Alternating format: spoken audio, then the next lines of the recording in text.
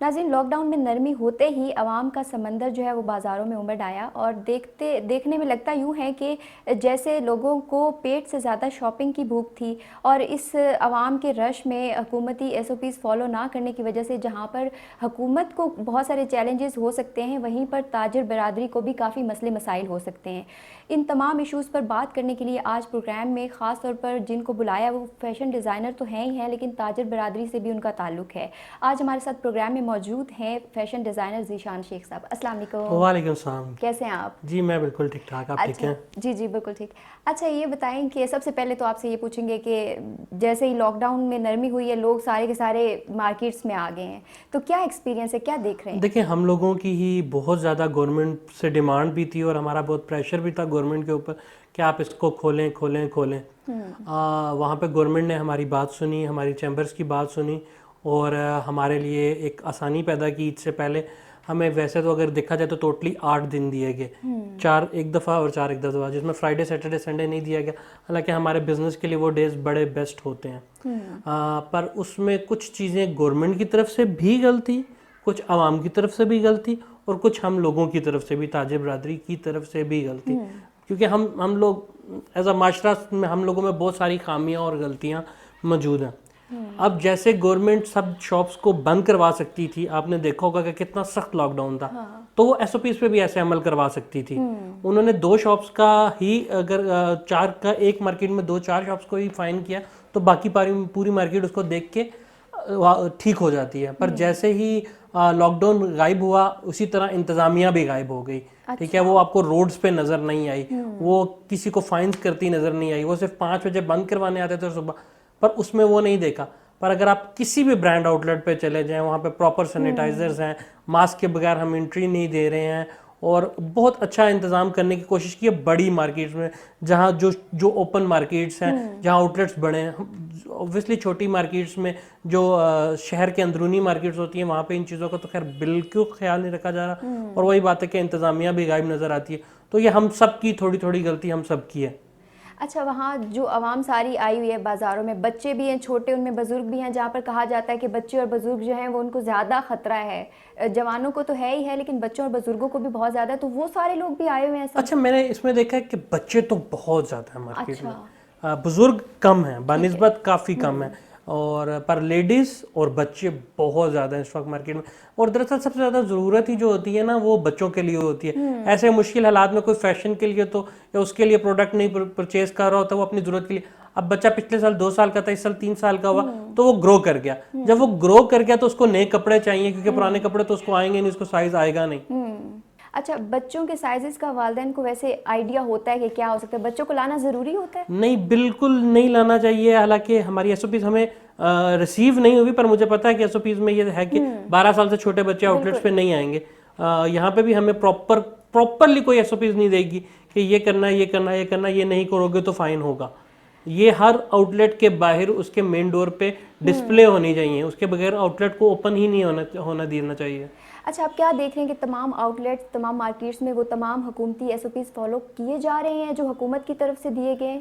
मैंने आपको बताया ना, ब्रांड्स तो इसको फॉलो कर रहे हैं, डिज़ाइनर्स फॉलो कर रहे हैं, पर जो छोटी मार्केट्स हैं वो इसको बिल्कुल फॉलो नहीं कर रही हैं। पहले दिन ब्रांड्स ने भी गलती की, हम लोगों ने भी गलती की, पर दूसरे दिन जैसे ही थोड़ी सी इंतजामिया ने सख्ती की तो हमने एसओपीज को सख्ती से फॉलो किया, सख्ती से फॉलो किया।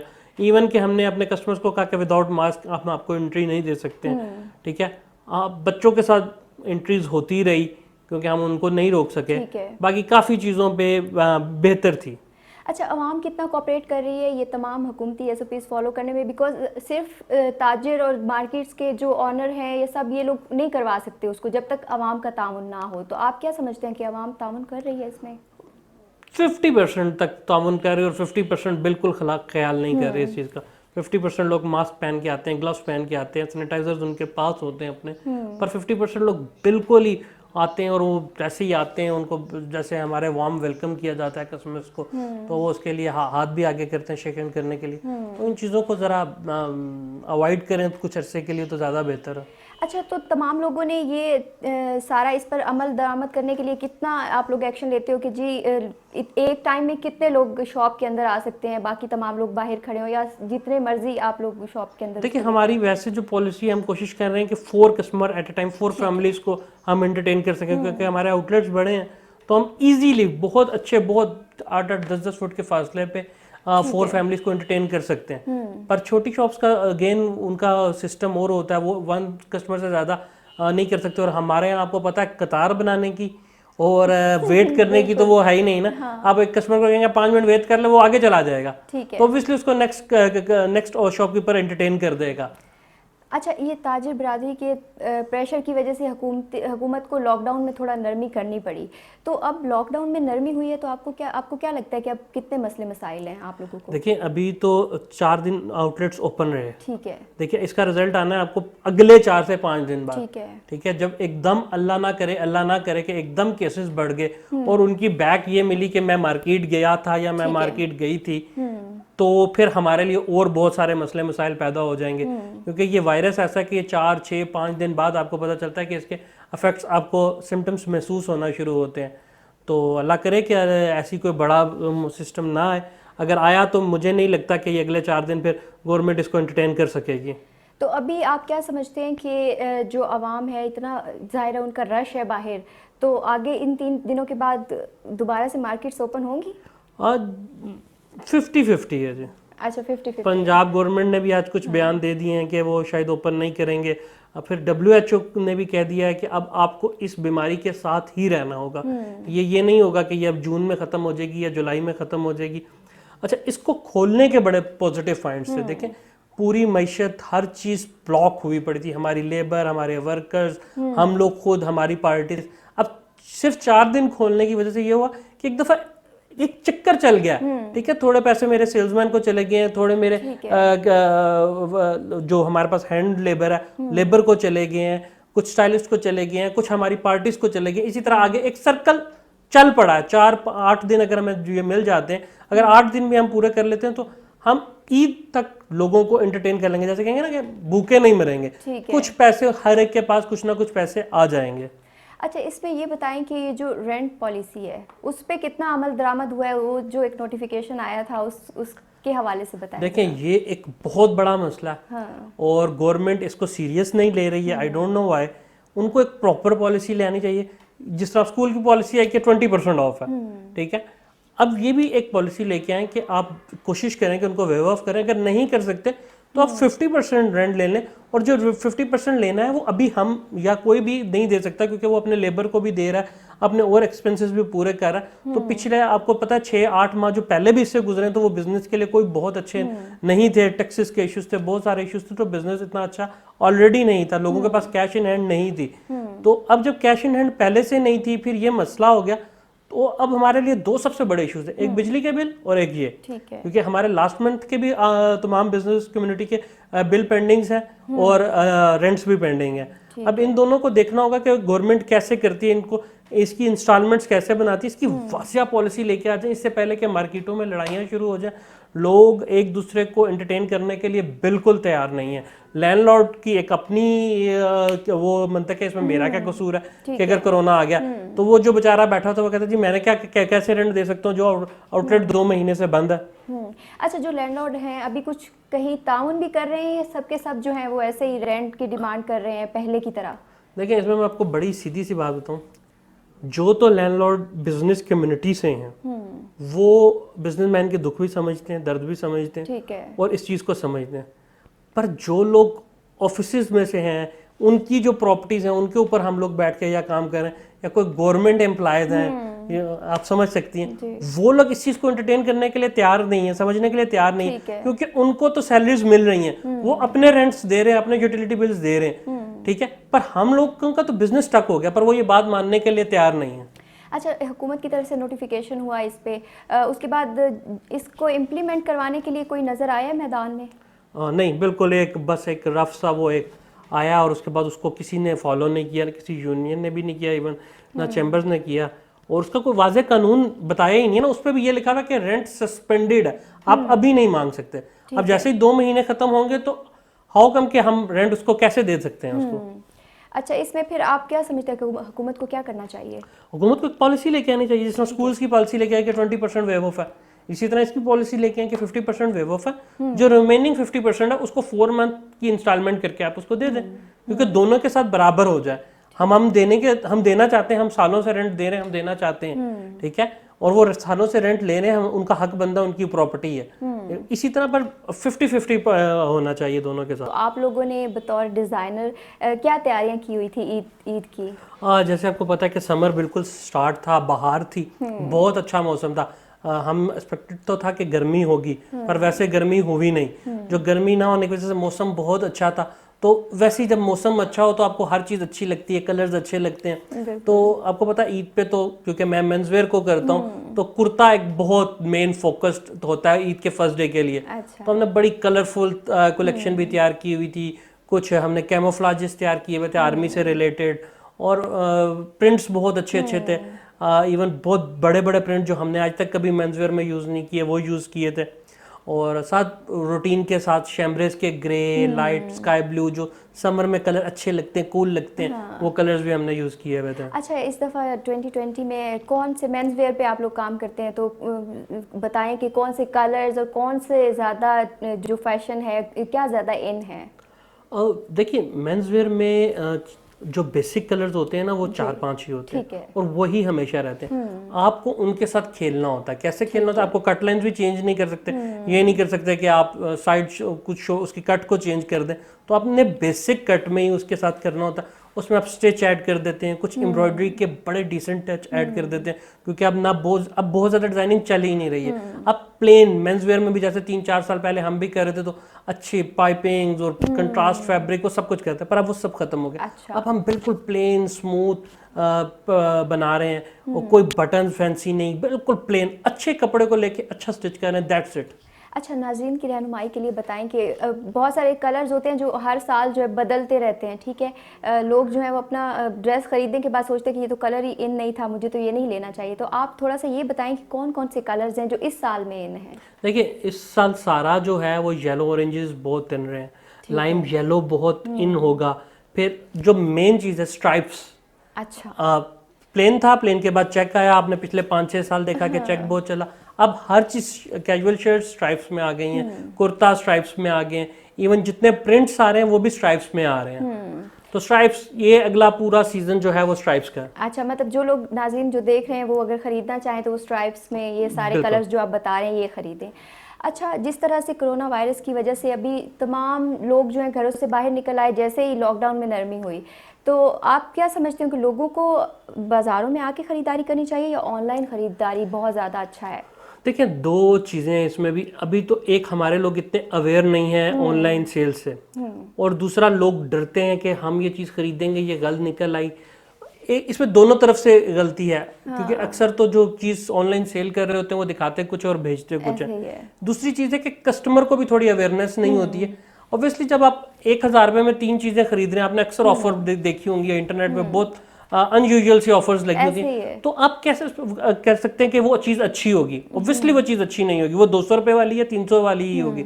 आप अगर अच्छे ब्रांडेड नेम, ब्रांडेड पेज पे जाएंगे तो आपको अच्छी चीज़ मिलेगी। वहाँ पे सिर्फ इशू रह जाता है साइजेस का। तो यहाँ पे जब जैसे जैसे वक्त गुजरता जाएगा, लोगों को अवेयरनेस होती जाएगी कि अच्छा ये मेरा साइज़ है, इस ब्रांड का मेरा ये साइज़ है, तो with the passage of time ये चीज़ें बहुत बेहतर होती जाएंगी। और मैं एक इसमें सजेशन भी देना चाहता हूँ, जो आप लोगों को और हमारे कस्टमर्स को बहुत होता है कि अगर ये चीज़ें वो क्वालिटी ना निकली, या वो कुछ लोग जो फेक चीज़ें बेच रहे हैं, तो क्या होगा? तो मेरे हिसाब से एक बॉडी बननी चाहिए जो इस चीज़ को देखे। जैसे एक दराज है, तो दराज इस चीज़ को इंश्योर करता है, वो चेक करता है कि क्या बना रहे हैं, क्या बेच रहे हैं। अब तो खैर उनकी भी पॉलिसी में थोड़ा सा वो उनकी नरमी आई है, तो चीज़ों में प्रॉब्लम्स हुई हैं, पर पहले उनकी पॉलिसी बहुत अच्छी थी, वो हर चीज़ को चेक करके क्वालिटी प्रोडक्ट आपको मिलता था। इसी तरह मैं चाहता हूँ कि डिफरेंट चैम्बर्स जैसे बहुत अच्छा काम करती हैं, वो बहुत मेहनत से बहुत बिजनेस कम्युनिटी के लिए काम करती हैं, तो उनको ऐसा करना चाहिए कि एक पेज बनाएं। हम सारे जितने एंटरप्रेन्योर्स हैं वहाँ जाके रजिस्टर्ड हों। जब हम रजिस्टर्ड हो जाएंगे, हमारे से बेशक वो एक certain amount as a guarantee रख लें, या कोई भी अपनी चैम्बर के साथ, अपने इलाके के साथ, वो हम सब उस वेबसाइट के थ्रू पेज बनाएं, एंड चैम्बर उस चीज का गारंटर होकर ये जो चीज बेच रहे हैं या जो चीज उन्होंने डिस्क्रिप्शन में लिखी हुई है, ये वो ही चीज डिलीवर होगी। अगर उसकी कंप्लेन आती है तो चैम्बर एक प्रॉपर एक बॉडी बनाए, एक ऑफिस बनाए जिसमें उन चीज़ों को, सब चीज़ों को टैकल हैंडल किया जा रहा हो। अच्छा, आपने फेक चीज़ों की बात की। आजकल बहुत सारी वेबसाइट्स भी इस तरह से, एक ब्रांड है उसकी एक अलग से फेक उन्होंने बनाया होता है सारा। जैसे आप फेसबुक पे चले जाएं तो उसी ब्रांड का एक फेक पेज भी आपको मिल जाएगा। बहुत सारे लोग जो नहीं जानते इतना इस चीज़ों को, सोशल मीडिया के बारे में उनको नहीं पता ज़्यादा, तो वो वहाँ पे जाके चीज़ें खरीद लेते हैं। तो इसके बारे में क्या होना चाहिए? देखिए चीज़ें वही बात है ना, रजिस्टर्ड नहीं है, कोई बॉडी नहीं है जिसको जो जिम्मेदारी लेने के लिए तैयार हो। ठीक है, अगर कोई जब कल को कोई बॉडी होगी, देखें पेपॉल नहीं है हमारे पास, कोई ऐसी चीज़ नहीं है जो गारंटर हो। अगर हमें बीच में एक अच्छा गारंटर मिल जाता है, ना बेचने वाला धोखा करेगा ना खरीदने वाला धोखा करेगा। अच्छा, लोगों को कैसे पता चलेगा जो चीज़ वो देख रहे हैं ऑनलाइन वही असल में चीज़ है? देखिए एक छोटा सा इशू तो ये भी है ना कि कैमरा, लाइट्स, मेकअप, मॉडल, वो प्रोडक्ट और होता है, और एक आम इंसान, एक आम टेलर का कट, और बेशक वो जो कुछ मर्जी कर ले वो कट्स नहीं ला सकता जो हम डिज़ाइनर्स स्टिच करते हैं। हम जैसे छोटी छोटी डिटेल्स पे काम कर रहे होते हैं, वो जब वो स्टिच करवाता है या स्टिच हुआ हुआ लेता है, तो लाइट और इन चीज़ों से आप इस चीज़ को जहन में रखें कि 10 से 15% डिफरेंस आएगा। अच्छा, इसके लिए आप क्या बताएंगे कि जब कोई भी बंदा ऑनलाइन जाके ऑर्डर करता है, कोई भी अपने जो भी वो खरीदना चाह रहा है, तो उसके जहन में क्या होना चाहिए कि ये किस तरह से, कोई सजेशन आप दें? देखिए हर किसी को थोड़ी बहुत नॉलेज तो ब्रांड के बारे में होती है। आप ज़्यादातर कोशिश करें कि आप उन्हीं ब्रांड्स के पास जाएं जिनकी गुडविल अच्छी है या जिनको आप जानते हैं। ठीक है, वैसे तो ऑनलाइन अब आपका आउटलेट है पूरी दुनिया में 24 घंटे खुला। ठीक है, हम ये आउटलेट कितने 12 घंटे एक मुल्क के, एक शहर की, एक मार्केट को में खोल रहे होते हैं, और वो आउटलेट हम 24 घंटे पूरी दुनिया में खोल रहे होते हैं। अगर जैसे ही हम उसको बूस्ट लगाते हैं तो उसका रिजल्ट बहुत अच्छा आता है, बशर्ते कि उसमें भी जैसे ओरिजिनल उसमें होता है, आपको उसको मेंटेन रखना होता है कि आप उसमें क्या चीज़ डिलीवर करें। आप जितनी बेस्ट क्वालिटी डिलीवर करेंगे उतना आपका कस्टमर का एतमाद आप पर बन जाएगा। अच्छा, जिन लोग को अपने साइजेस का नहीं पता चलता, वो ऑर्डर करना चाहते हैं, घर पे बैठ के किस तरह से अपने साइजेस? देखिए हमने साइज चार्ट दिए होते हैं। ठीक है, आप उनको सिंपल साइज चार्ट, अपने जो कुर्ता आपको बिल्कुल ठीक है उसके साथ नाप लें। हमने अब हाफ साइजेस दे दिए, आप कोई भी कुर्ता बिछाएं अपना बेड पे, उसको इंची टेप देखें, आप चेस्ट चेक करें, लाइक 22 है, 24 है, 26 है, आपकी स्लीव्स कितनी है, आपका शोल्डर कितना है। इवन अब हमने पैटर्न्स भी अपने उस पर चढ़ा दिए कि आपने चेस्ट कहाँ से लेनी है, टमी कहाँ से लेनी है, हिप्स को कैसे लेना है। ठीक है, एक तो बॉडी साइज होता है ना, वो बॉडी साइज और उसकी लूजिंग वो थोड़ा सा मुश्किल हो जाता है, तो अब हमने रेडी साइजेस उस पर अपलोड कर दिए हैं। अच्छा, आप ऑनलाइन भी हैं, चूँकि आपका जो ब्रांड है उस पर ऑनलाइन सेल भी करते हैं, तो आपको क्या, आवाम की क्या शिकायत होती हैं? ज़ाहिर है शिकायत तो होती होंगी, कुछ स्टफ़ के हवाले से होती हैं, या ऑनलाइन और भी बहुत सारे आपके साइजेस नहीं उनको मिल रहे होते, क्या शिकायत का आपको सामना करना पड़ता है? देखिए छोटी छोटी जैसे साइज चार्ट के इश्यूज थे वो हमने दूर किए हैं। ठीक है, अक्सर स्टफ़ का थोड़ा बहुत इशू आ जाता है, उनको शायद वो कुछ और सोच रहे होते हैं और हम कुछ और बना के भेज रहे होते हैं, बट अब हमारे पास तो इशू नहीं है। आपको पसंद नहीं है, आप वापस भेज दें, हम आपको चेंज कर देंगे। अच्छा, ये पॉलिसी भी हम है कि change policy, even return, cash return policy है। ठीक है, आपको समझ नहीं आता, आप 7 डेज में हमसे कैश वापस ले लें। तो अभी आपको क्या लगता है कि अगर ये 3 दिन के बाद जो अभी बीच में गैप आया है, सारी मार्केट्स बंद हैं, इसके बाद अगर मार्केट्स नहीं खुलती तो लोगों को ऑनलाइन खरीदारी करनी चाहिए भरपूर एतमाद के साथ? शॉप्स खुल भी जाएं तो आपको कोरोना के साथ जिंदगी गुजारनी होगी। ठीक है, ठीक है, आप ऐसे मार्केट में, जिस तरह वर्ल्ड टोटली चेंज हो चुका है और अगले 2-4 माह में और बहुत चेंज हो जाएगा, तो हमें इस ऑनलाइन बिजनेस की तरफ भी जाना पड़ेगा, लोगों को भी ऑनलाइन बिजनेस की तरफ आना पड़ेगा, ऑनलाइन सेल्स की तरफ आना पड़ेगा, वहाँ जाना पड़ेगा और परचेजिंग करनी पड़ेगी, क्योंकि ये अब इतनी जल्दी खत्म नहीं होने वाला है। कोई कह रहा है जून में खत्म हो जाएगा, कोई कह रहा है जुलाई में खत्म हो जाएगा, पर मेरा एक पर्सनल ख्याल है कि ये ऐसा नहीं होगा। अच्छा। आपको इसके साथ रहना पड़ेगा, आपको SOPs भी माननी पड़ेंगी जो आउटलेट्स खुलवाने के लिए। आपको कुछ बच्चों के लिए स्पेशली या बड़ों के लिए ऑनलाइन पे जाना पड़ेगा कि बच्चों को मार्केट में ना लाएं। उसके लिए हम लोगों को भी थोड़ी सी करना चाहिए कि हम एक स्टैंडर्ड पैटर्न्स लेके आए। देखिए हर ब्रांड का एक अपना साइज है, अपना एक सिस्टम है, हमें उसको कैलकुलेट करना चाहिए कि नहीं भाई स्मॉल है तो स्मॉल का मतलब ये है, इसकी ये लेंथ है, ये शोल्डर है, ये स्लीव्स है। आप एक्स्ट्रा स्मॉल बनाना है, आपने फिटिंग में बनाना है, आप एक्स्ट्रा स्मॉल कर लें, आपने बड़ा करना है, आप डबल XL पे चले जाएं, 3XL पे चले जाएं, 4XL पे चले जाएं, पर एक पैटर्न आ जाना चाहिए कि अब ये साइजेस, ये रेशो होगी, हर किसी भी ब्रांड से लेंगे साइज यही होगा। अच्छा, आप लोग की तरफ से कोई ऐसी हिकमत अमली तैयार की गई है जिसमें जो आपका जो प्रोडक्ट है उसको एज इट इज़ बिना वो लाइट्स और इफेक्ट्स के आप लोग तस्वीर डालो, ताकि जो बंदा वहाँ पे जाके ऑर्डर कर रहा है उसको पता हो कि मेरी जो प्रोडक्ट है वो ऐसी है? देखिए, हमने इस दफ़ा कोई भी शूट मॉडल्स पे नहीं किया, हमने सब शूट स्टारसोस पे किए हैं और डे लाइट पे किए हैं, ताकि हम मैक्सिमम 80 to 90% उसकी ओरिजिनल कलर पे जा। वज़ीर आज़म पाकिस्तान इमरान खान साहब की तरफ एक बड़ा ही ज़बरदस्त इनिशिएटिव लिया गया एहसास कफ़ालत प्रोग्राम, उसमें ताजिर बरादरी को कितना फ़ायदा है और उसमें वो उनके लिए क्या करना चाहिए? देखिए, बिलाशुबा इमरान खान साहब ने जो सेगमेंट शुरू किया एहसास कफ़ालत का, वो बहुत अच्छा था। उसका सिस्टम जो सिस्टमाइज था वो बहुत अच्छा था। हकदार को हक मिला, पर वो गरीब लोगों के लिए था, ठीक है, जो शायद हमारी जो लेबर है, ये जो हमारे सेल्समैन है, उनसे भी नीचे हैं, जिनके पास ऑलरेडी रोजगार नहीं था, या जो पहले बेनज़ीर इनकम सपोर्ट प्रोग्राम में या किसी और प्रोग्राम में रजिस्टर्ड थे, हेल्थ कार्ड में रजिस्टर्ड थे, तो वो तो बिल्कुल लोग थे। पर मईशत जो लोग चलाते हैं ना, वो हम जैसे नॉर्मल बिजनेसमैन लोग होते हैं, ठीक है, ये इसकी तादाद आपके मुल्क में सबसे ज़्यादा है। इनके लिए भी वो पॉलिसीज अनाउंस हुई हैं, बट उसमें भी कुछ मुझे ऐसा लगता है कि शायद मेरे लिए अगर मुश्किल भी हो तो मैं इंटरेस्ट लेना नहीं चाहूँगा। एज अ मुस्लिम मैं कभी नहीं चाहूँगा कि मैं कोई ऐसी पॉलिसी लूँ जिसमें इंटरेस्ट हो।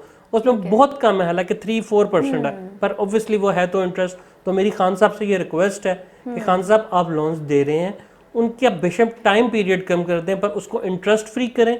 और जिस प्रोसेस के थ्रू आपने एहसास कफ़ालत प्रोग्राम दिया, जितना वो ज़बरदस्त था, उसी तरह बिजनेसमैन के लिए भी प्रोग्राम लेके आए, ताकि जो प्रॉपर जिन लोगों को देना चाहिए उन लोगों को ही वो कर्जे मिले। तो अभी तक आप लोगों के लिए कोई हुकूमती इकदामात सामने नहीं, कभी कोई फेयर पॉलिसी तो अभी तक सामने नहीं आई है। मैंने आपको बताया ना रेंट से रिलेटेड, ना लोन से रिलेटेड, ना इलेक्ट्रिसिटी बिल से रिलेटेड बातें ज़रूर हो रही हैं, बयान ज़रूर आ रहे हैं, पर अभी तक कोई प्रॉपर पॉलिसी नहीं आई है। अच्छा, अगर हम लॉकडाउन की तरफ मज़ीद जाते हैं, ये कोरोना का जो वायरस और वबा फैली हुई है, ये नहीं कंट्रोल में आती और लॉकडाउन को बढ़ाना पड़ता है, तो इसमें आप लोगों ने फिर क्या आगे अपनी स्ट्रेटजी बनाई हुई है? देखिए, हमें ये सोचना पड़ेगा वर्ल्ड आफ्टर कोरोना। जिस तरह वर्ल्ड वॉर 1 के बाद चीज़ें बिल्कुल चेंज हो गई, और वही बिजनेसमैन सर्वाइव कर सके जो नए आइडियाज़ लेकर आए और नई चीज़ें।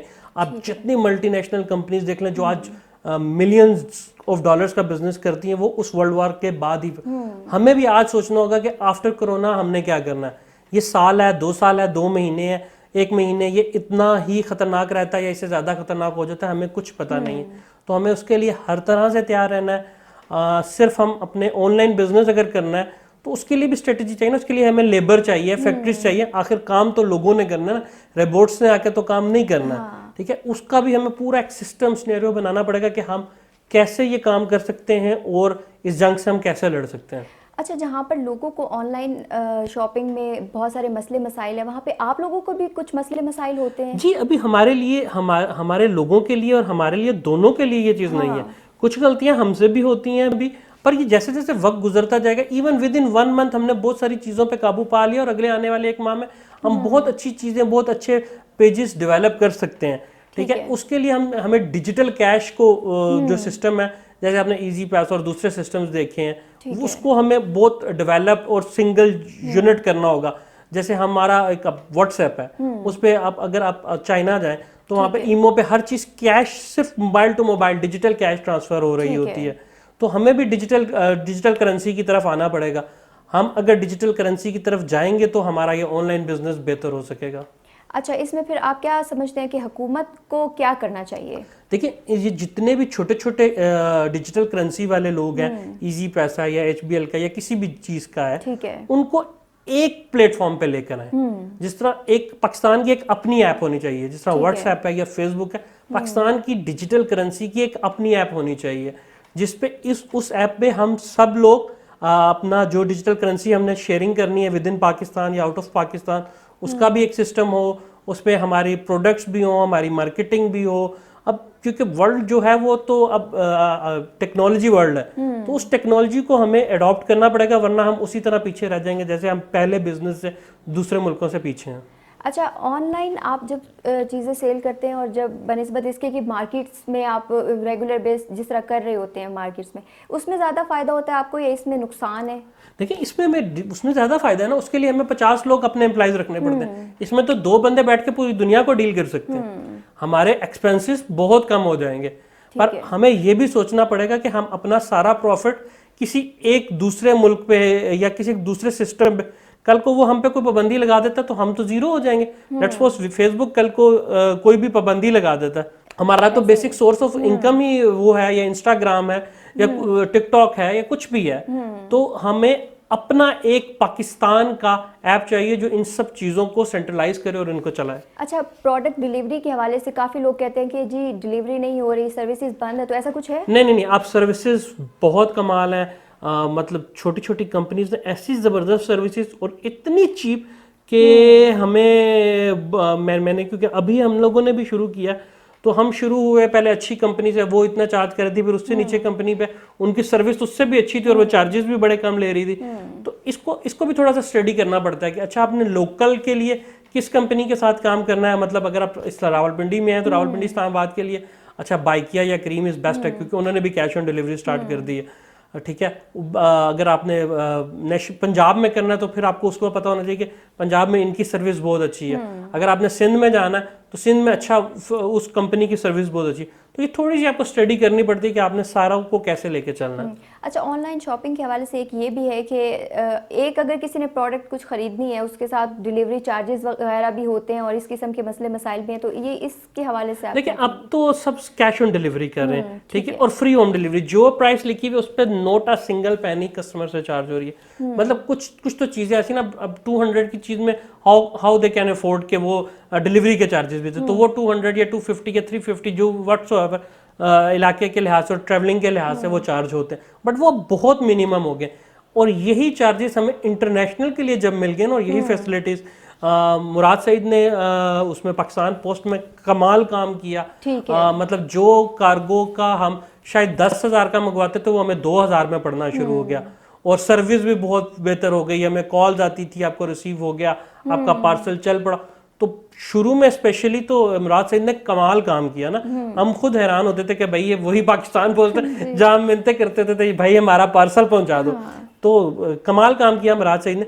अब पर उस काम में उन्होंने थोड़ा सा काम किया इंटरनेशनल के लिए। अगर ये सर्विसेज और ये चार्जेस अगर इंटरनेशनल के लिए हमारे कम कर दें ना, क्योंकि देखें बल्क के तो अब काफी कंट्रोल्ड है, बट सिंगल पीस भेजना हो तो वो हमें बहुत कॉस्ट करता है। अगर इस चीज को भी मैनेज कर लिया जाए तो हमारा इंटरनेशनल बिजनेस बहुत अच्छा हो सकता है।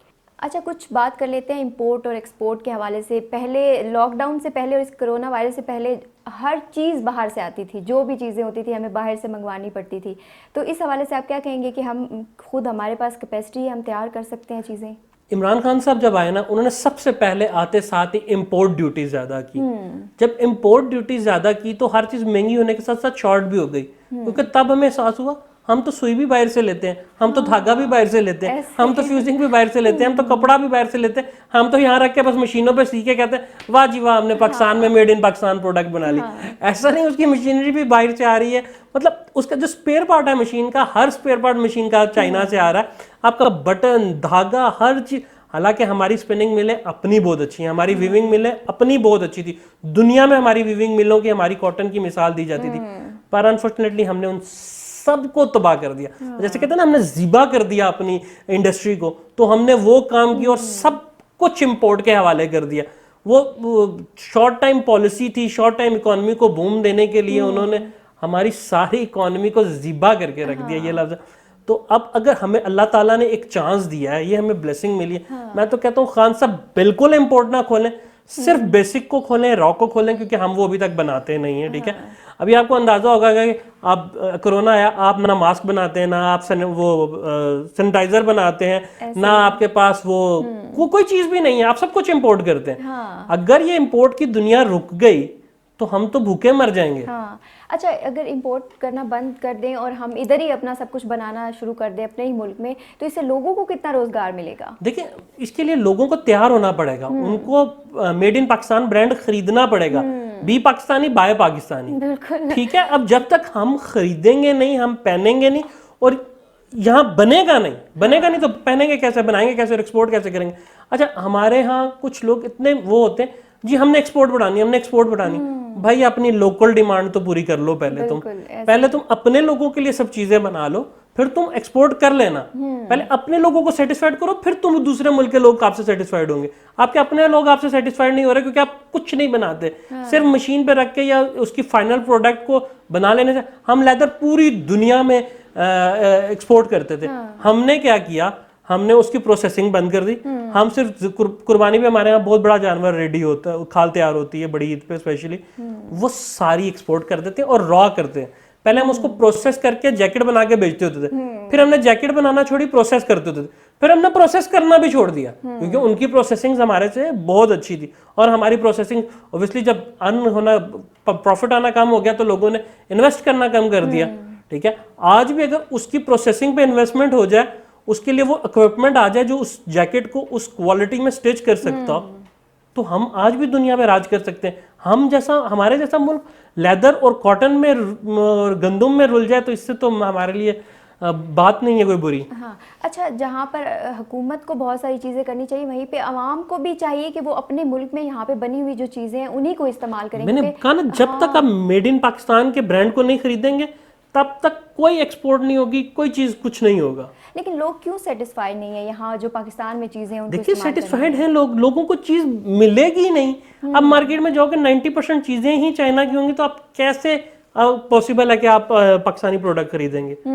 आप सिर्फ 10, 20, 30 रुपए बचाने के लिए होलसेलर्स ने या हम लोगों ने, कोई बाहर से नहीं है, हम लोग सबसे पहले चाइना गए और अच्छा इससे सस्ती चीज़ लेके आओ, अच्छा इससे अब अगली बार जा रहे हैं तो उसको और सस्ती लेके आओ, तो चाइना ने क्या किया, और क्वालिटी सस्ती करके आपको चीज दे दी, फिर नेक्स्ट टाइम गए उससे और सस्ती ले आए। तो ये कर करके हमने अपनी इंडस्ट्री के साथ जो जुल्म किया है वो लफ्जों में बयान करना आसान नहीं है। अच्छा, चूँकि प्रोग्राम का वक्त ख़त्म हो गया है तकरीबन, तो मैं चाहूँगी कि कुछ नाज़रीन को सजेशन दे दें ऑनलाइन शॉपिंग के हवाले से। काफ़ी कुछ हम बता भी चुके हैं, लेकिन जाते जाते कुछ और बता दें ताकि वो जब अपनी ख़रीदारी करें तो अच्छे से कर सकें। देखिए, अब हमको कोरोना के साथ ही जिंदा रहना होगा।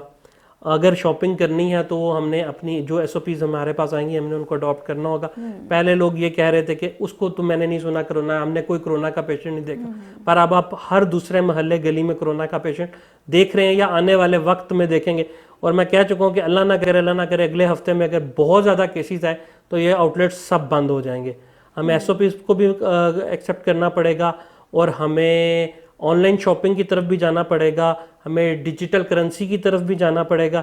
ये सब काम करेंगे तो हमारी इकोनॉमी सर्वाइव कर पाएगी, हमारी बिजनेस कम्युनिटी सर्वाइव कर पाएगी, वरना चीज़ें मुश्किल हो जाएंगी। थैंक यू सो मच, आपके साथ बहुत मज़ा आया, बड़ी इन्फॉर्मेशन दी है आपने नाज़रीन को।